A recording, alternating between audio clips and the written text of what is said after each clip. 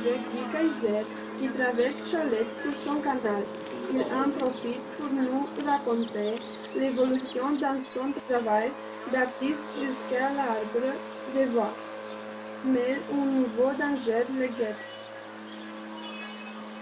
Au démarrage, intéressé par la peinture, par la sculpture, même plutôt par le dessin et la peinture, donc je commence par le dessin et je commence assez tard dans ma vie. Je me décide, disons, pour être artiste, pour le faire vite, et pour être peintre principalement, quand je ne suis pas très jeune, à vrai dire, j'ai déjà 25 ans. Donc je passe de la peinture, j'étudie des techniques alors, un peu à l'ancienne, peinture à l'huile, plutôt comme ça. J'étais toujours attiré par le côté technique quand même de l'art aussi. Donc je travaillais toujours.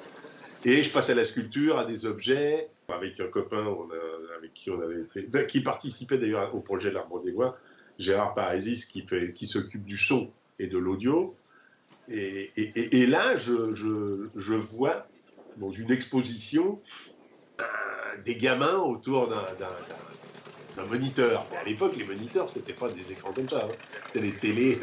Et là, d'un seul coup, je vois un des gamins qui a un stylo à la main, et avec un fil qui va jusqu'à un ordinateur, qui est un gros machin, et qui dessine sur l'écran, avec des couleurs très vives, des gros pixels, et c'était la première fois que je voyais, pas l'ancêtre, parce que c'était, mais un objet un ordinateur avec lequel on pouvait dessiner directement sur un écran. Ça m'a plu tout de suite, donc je me suis intéressé rapidement à l'idée de pouvoir dessiner et travailler avec un ordinateur, mais je l'ai pris du côté comme un prolongement de la peinture et du dessin. Bon, voilà. De là, mon intérêt pour les ordinateurs, de là, au fur et à mesure, évidemment que les technologies avançaient. Au début, ça coûtait des fortunes, ces engins-là, même avec 16 couleurs, c'était quasiment impossible pour un être humain de mon genre, avec l'argent que j'avais, de pouvoir s'acheter un truc pareil. Il y a eu aussi une adéquation entre d'un seul coup mon intérêt pour la chose et que les prix de ces engins-là baissaient et devenaient accessibles là comme outil de travail. Ce que j'ai fait au fur et à mesure.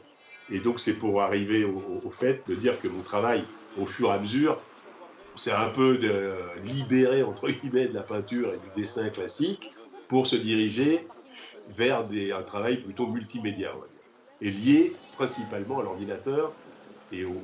Parce que le premier projet que j'ai fait de ce type-là, du type l'arbre des voix, qui est donc être à la fois dans un paysage dans lequel vivent des gens, des personnes que je vais rencontrer, avec qui je parle, que j'enregistre, et que je mixe après avec des photos. Enfin voilà, donc multimédia étant là, mais qui passe toujours aussi par l'ordinateur, puisqu'il y a toujours un résultat avec un site internet, enfin, donc parce qu'il y a le côté internet qui s'est greffé là-dessus en même temps. En tous les cas, le premier projet que j'ai fait, il était lié à ça, c'est-à-dire que je me suis retrouvé dans la Nièvre, dans un petit village de la Nièvre qui s'appelle Trenay. Et ça, c'est un petit village de 170 habitants. Le défi, entre guillemets, ce qui m'avait été proposé, c'était une résidence d'artistes dans ce village qui n'accueillait jamais d'artistes. Et donc, c'était de faire quelque chose avec les gens du village, mais qui n'était pas arrivé avec. À l'époque, je faisais encore de la sculpture. C'était pas arrivé avec mes sculptures et faire une exposition de sculptures de Guy Kaiser dans le village. Non, c'était un projet en collaboration, voilà, avec les gens que je pouvais rencontrer. C'était en l'an 2000. Qu'est-ce qu'ils ont comme objet? Me parler de l'objet. J'avais envie de parler avec les gens.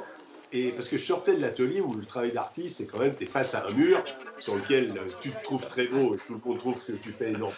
Mais il y a un côté un peu, tu es sur toi-même, même si j'adore.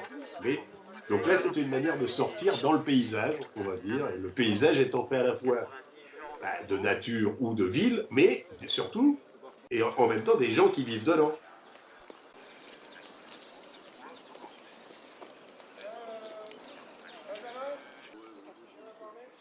C'était un endroit du canal, c'est la portion où tu as le canal d'Orléans qui part comme ça, tu as le Loing et Briard qui arrivent.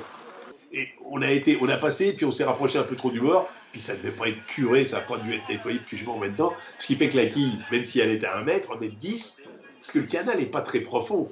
Je pense que le canal, au centre, il a à 2,20 m et encore, mais il n'est pas plein, tu vois. Donc on s'est retrouvés, comme on dit en bateau, échoué.